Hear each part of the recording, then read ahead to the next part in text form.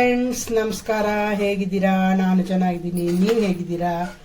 ನೀವು ಚೆನ್ನಾಗಿದ್ದೀರಿ ಅಂತ ತಿಳ್ಕೊಂಡಿದ್ದೀನಿ. ಈ ದಿನ ನಾನು ಘಮಿಸುವ ಪುದೀನ ರೈಸನ್ನ ಮಾಡ್ತಾ ಇದ್ದೀನಿ.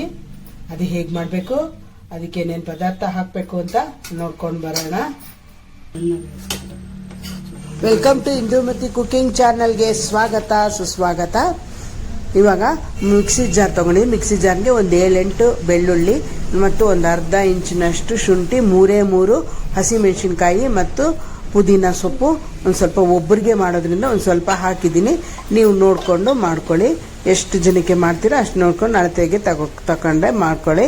ಇವಾಗ ಮಿಕ್ಸಿ ಜಾರ್ ಹಾಕಿದ್ದಾದ್ಮೇಲೆ ಒಲೆ ಮೇಲೆ ಕುಕ್ಕರ್ ಇಟ್ಟಿದ್ದೀನಿ. ಅದಕ್ಕೆ ಒಂದು 3 ಟೀ ಸ್ಪೂನ್ನಷ್ಟು ಎಣ್ಣೆಯನ್ನು ಹಾಕಿ ಸ್ವಲ್ಪ ಜೀರಿಗೆ ಹಾಕಿದ್ದೀನಿ, ಚಕ್ಕೆ 1 ಪೀಸು, ಮರಾಠಿ ಮೊಗ್ಗು 1, ಲವಂಗ 2 ಹಾಕಿ ಅದು ಸ್ವಲ್ಪ ಫ್ರೈ ಮಾಡ್ಕೊಳ್ಳೋಣ. ಅದು ಫ್ರೈ ಆಗಿದ್ದಾದಮೇಲೆ ಈರುಳ್ಳಿ ಸಣ್ಣದಾಗಿ ಹೆಚ್ಚಿ ಇಟ್ಕೊಂಡಿರುವಂತಹ ಒಂದು ದೊಡ್ಡದಾದ ಈರುಳ್ಳಿನೇ ಹೆಚ್ಚಿ ಇಟ್ಕೊಂಡಿದೆ, ಅದನ್ನು ಹಾಕ್ತಾಯಿದ್ದೀನಿ. ಅದು ಚೆನ್ನಾಗಿ ಫ್ರೈ ಮಾಡ್ಕೊಳ್ಳೋಣ. ಅದು ಚೆನ್ನಾಗಿ ಫ್ರೈ ಮಾಡಿದ್ದಾದಮೇಲೆ ಅದಕ್ಕೆ ಮಸಾಲೆ ರುಬ್ಬಿರೋದಾಗಿರೋದಿದೆಯಲ್ಲ ಅದನ್ನು ಅದರೊಳಗೆ ಹಾಕ್ತಾಯಿದ್ದೀನಿ. ಅದನ್ನು ಹಾಕಿಬಿಟ್ಟು ಮಿಕ್ಸಿ ಜಾರ್ಗೆ ನೀರು ಹಾಕ್ಬಿಟ್ಟು ತೊಳೆದುಬಿಟ್ಟು ಅದನ್ನು ಕೂಡ ಆ ನೀರನ್ನು ಕೂಡ ಹಾಕಿಬಿಟ್ಟು ಮಿಕ್ಸ್ ಮಾಡ್ಕೊಳ್ಳೋಣ. ಅದು ಸ್ವಲ್ಪ ಚೆನ್ನಾಗಿ ಘಮ್ ಅಂತ ವಾಸನೆ ಬರೋವರೆಗೂ ಮಗ್ಗಿಸ್ಕೋಬೇಕಾಗುತ್ತೆ. ಇವಾಗ ಚೆನ್ನಾಗಿ ನೀರೆಲ್ಲ ಹಿಂಗಬೇಕು. ನೀರೆಲ್ಲ ಹಿಂಗಿದ್ದಾದಮೇಲೆ ಇದು ಅಕ್ಕಿಯನ್ನು 1 ಲೋಟದಷ್ಟು ಅಕ್ಕಿಯನ್ನು ಹಾಕ್ತಾಯಿದ್ದೀನಿ. 1 ಲೋಟ ಅಕ್ಕಿಯನ್ನು ತೊಳೆದ್ಬಿಟ್ಟು ನೀರನ್ನು ಬಗ್ಗಿಸ್ಬಿಟ್ಟು ಅದಕ್ಕೆ ಹಾಕ್ತಾಯಿದ್ದೀನಿ. ಅದು ಹಾಕ್ಬಿಟ್ಟು ಅದನ್ನು ಕೂಡ ಚೆನ್ನಾಗಿ ಮಿಕ್ಸ್ ಮಾಡ್ಕೊಳ್ಳೋಣ. ಮಿಕ್ಸ್ ಮಾಡಿಬಿಟ್ಟು ಹಾಗೆ ಘಮ್ ಅಂತ ವಾಸನೆ ಬರೋವರೆಗೂ ಬಿಡಬೇಕು. ಅಕ್ಕಿ ಎಲ್ಲ ಘಮ್ ಅಂತ ವಾಸನೆ ಬರಬೇಕು ಮತ್ತು ಹಸಿ ವಾಸನೆ ಎಲ್ಲ ಇವಾಗ ಅಕ್ಕಿ ಹಾಕಿದ್ಮೇಲೆ ಚೆನ್ನಾಗಿ ಹಸಿ ವಾಸನೆ ಎಲ್ಲ ಹೋಗುತ್ತೆ. ಹಸಿ ವಾಸನೆ ಹೋಗಿದ್ದಾದಮೇಲೆ ಅದಕ್ಕೆ ರುಚಿಗೆ ತಕ್ಕಷ್ಟು ಉಪ್ಪನ್ನು ಹಾಕ್ಬಿಟ್ಟು ಅದಕ್ಕೂ ಕೂಡ ತಿರ್ಗಾ ಇನ್ನೊಂದು ಸರ್ತಿ ಚೆನ್ನಾಗಿ ಮಿಕ್ಸ್ ಮಾಡ್ಕೊಳ್ಳೋಣ. ಇವಾಗ ಅದು ಮಿಕ್ಸ್ ಆಗಿದ್ದಾದಮೇಲೆ ಅದಕ್ಕೆ ನಾನು ಇವಾಗ 1 ಲೋಟ ಅಕ್ಕಿ ತೊಗೊಂಡಿದ್ನಲ್ಲ ಅದಕ್ಕೆ 2.5 ಲೋಟದಷ್ಟು ನೀರನ್ನು ಹಾಕ್ತಾಯಿದ್ದೀನಿ. 2.5 ಲೋಟದಷ್ಟು ನೀರನ್ನು ಹಾಕ್ಬಿಟ್ಟು ಅದನ್ನು ಕೂಡ ಚೆನ್ನಾಗಿ ಮಿಕ್ಸ್ ಮಾಡ್ಕೊಳ್ಳೋಣ. ನೀರು ಹಾಕ್ಬಿಟ್ಟು ಇನ್ನೊಂದು ಸರಿ ಕೈ ಆಡಿಸ್ಬಿಡೋಣ. ಕೈ ಆಡಿಸ್ಬಿಟ್ಟು ಕುಕ್ಕರ್ ಮುಚ್ಚಳನ ಮುಚ್ಚಬೇಕಾಗುತ್ತೆ.